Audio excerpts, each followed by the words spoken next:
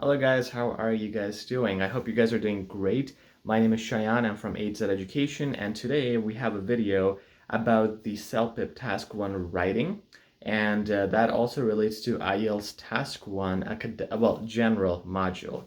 IELTS Task 1 General and CELPIP Task 1 Writing, they have pretty much the same thing that the examiners ask, to write a letter or an email. So in both exams, it's very strange how it's so similar. In both exams, they ask you to write a letter to either a formal person or an informal person. They give you 3 bullet points and you got to write something on it. Okay, so I've talked about the structure, the templates for the letter writing or the email writing, whatever you want to call it, in previous videos. And again, I've sent the templates to you guys as well. If some of you haven't received it, just ask me. There's you can put the comment there, or there's my email in the description. Just ask me for the template. I'll send it to you cost-free. Today, though, what we'll do is we will discuss two sample writings from my students. One for the informal letter, one for the formal letter. Okay. The strategies that I discuss here, you can use them in the CELPIP Task 1 writing or the IELTS Task 1 writing.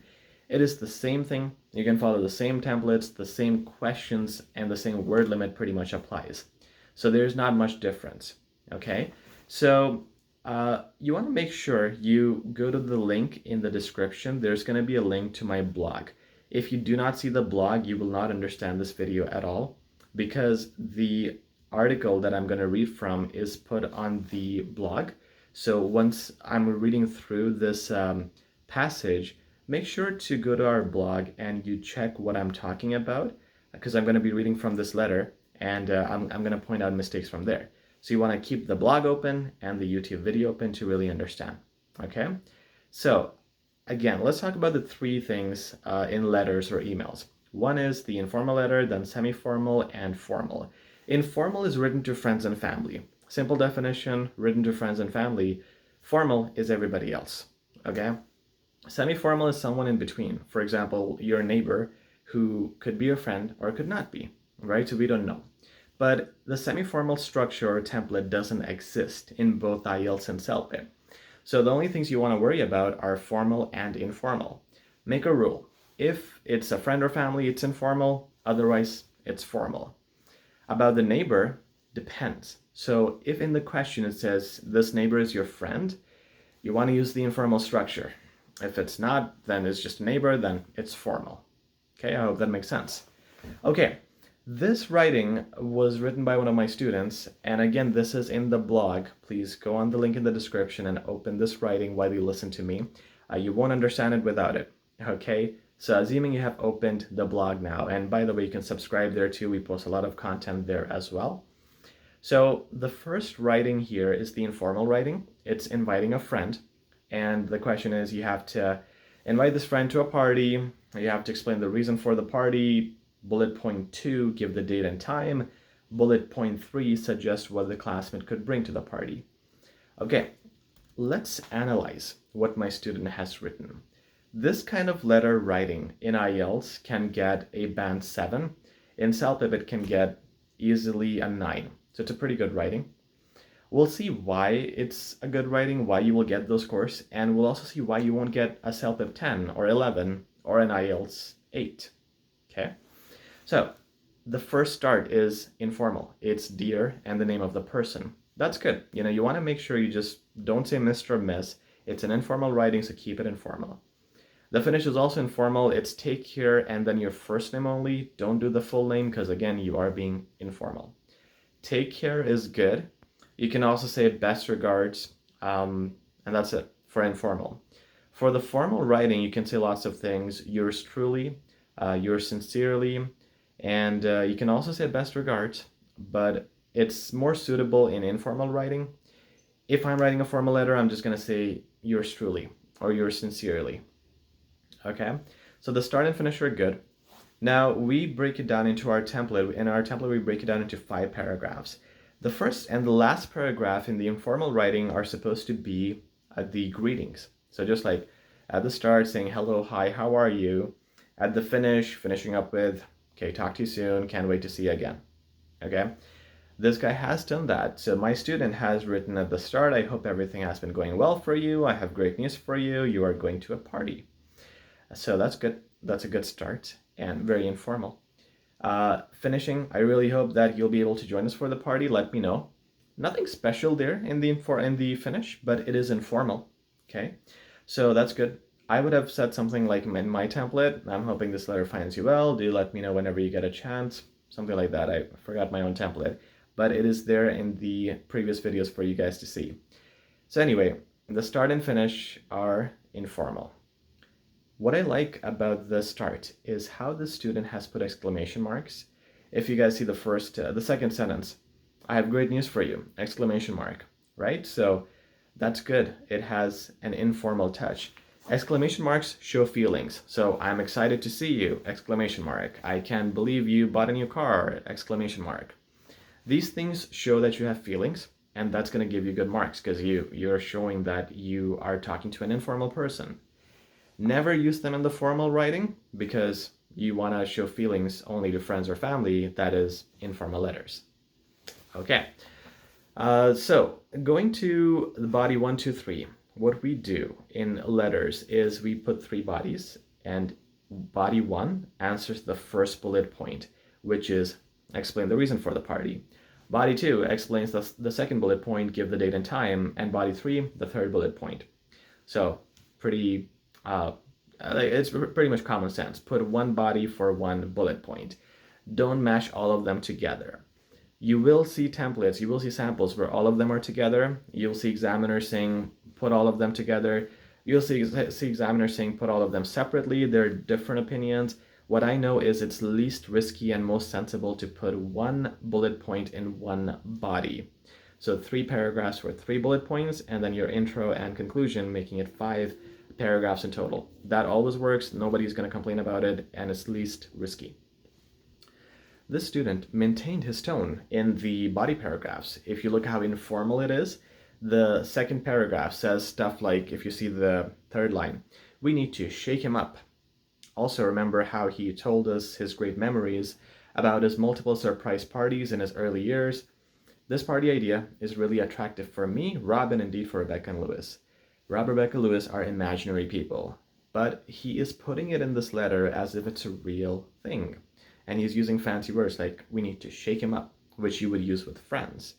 Okay, you see the next paragraph, he says, we will gather at Jameson Pub on 5th Street and we'll head together to Ben's house in my minivan. So again, he's using a bunch of imaginative words, and imaginative situations, I should say, which shows that he's talking to real friends. He's making up stories. But that's good. That's how you should be in informal letters. Never say, I'm looking forward to talking to you. If you put something like that in an informal letter, instantly you get less marks on the tone because we don't talk like that with our friends. So you want to be friendly. Not only is he being informal, but what he's saying is he's answering the questions in the body paragraphs. So if you see body 1 is all about why he's doing the party, which is answering the first bullet point, explain the reason for the party.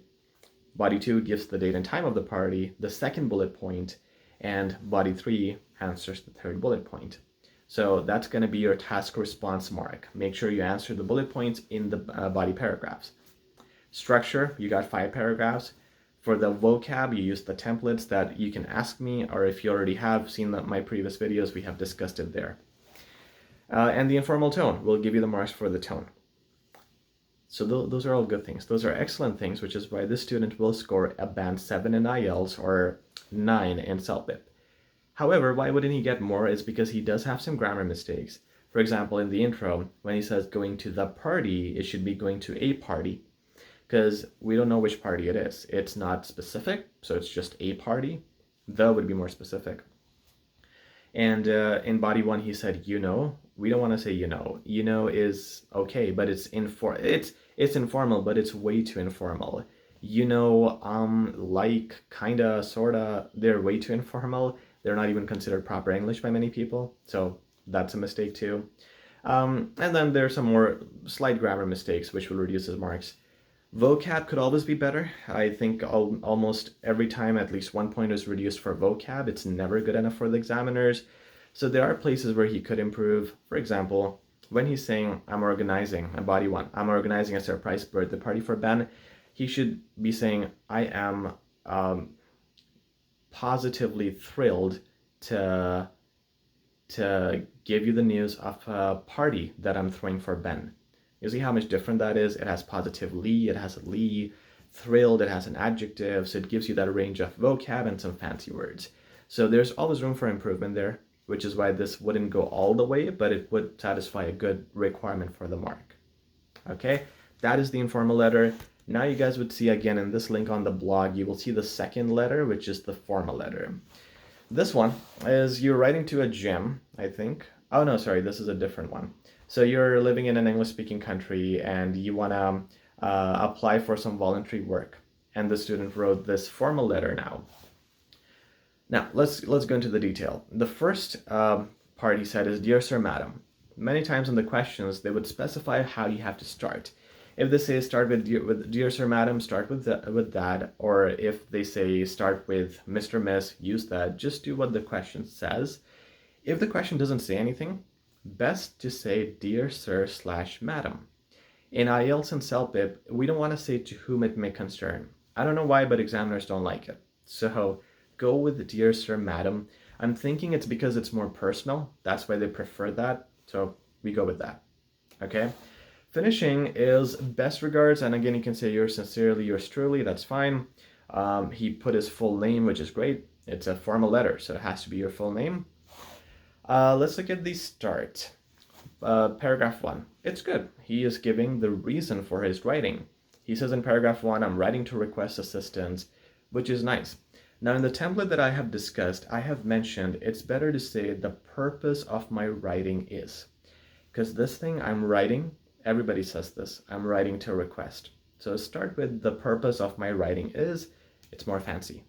Okay? But he did communicate his purpose at the start, no greeting, just serious business. That's how you start a formal letter. That's good. When you go to the conclusion, he's saying, thank you so much for your time and looking forward to hearing from you. That's good too. It is a formal greeting, which is what you need at the end, but it's very common. Looking forward to talking to you. Everybody says that. So again, if you haven't, you can request me for the templates for the formal letter and I'll send it to you. Something more fancy would be better. Where he's losing marks now are the body paragraphs. He has combined the 3 bullet points into 2 bodies. And that's not wrong. You can still get a band 9 in IELTS or 12 in CELPIP if you do that. The problem is when he has combined the 3 bullet points, you can see he's jumping between them. The first bullet point is explained, then comes the second, then the third, but then he goes back to the second. He's going in between them instead of just like having one paragraph for one bullet, next paragraph for the next bullet, and so on. It's way better to do it that way. Give each bullet point 1 paragraph and then don't repeat it. Don't mention the bullet point again. So because of his little mix-up, he is going to lose marks on the task response and probably on the structure as well. There are more grammar mistakes here too. For example, first paragraph, he said, I read the cultural expeditions. Read should be R-E-A-D. He missed the A. Then in for example, the second paragraph, I have traveled to the Southern Africa. We don't say the with places, so just Southern Africa. Then in the second paragraph, the third sentence, he says, I always have been willing to give back to the society and then he said, and do the volunteering work. It would be much better if he says, and I have been willing to volunteer as well. So he started the sentence with willing. It's better to say, I have been willing to do this and I've been willing to do this.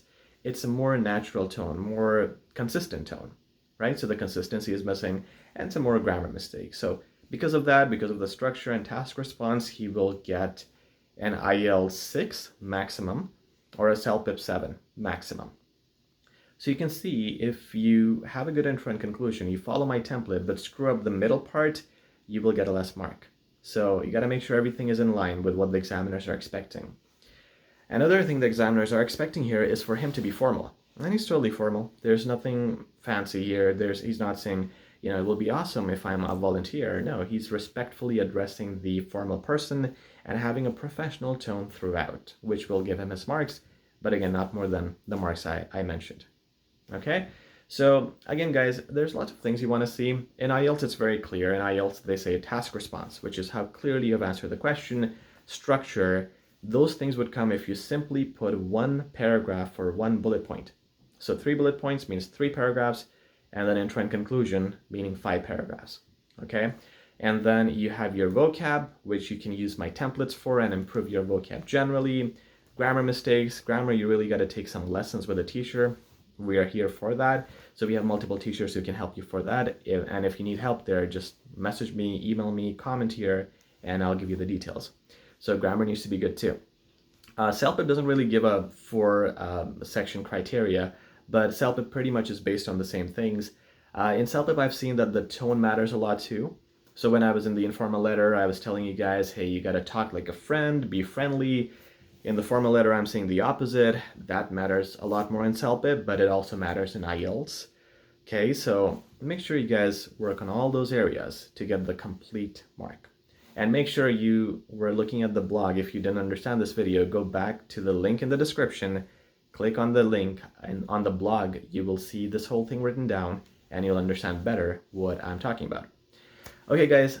Thank you very much, and I will post another video this week on the reading part with more details. So please subscribe, and you will get more notifications about the different videos I upload in order to help you guys with the test prep.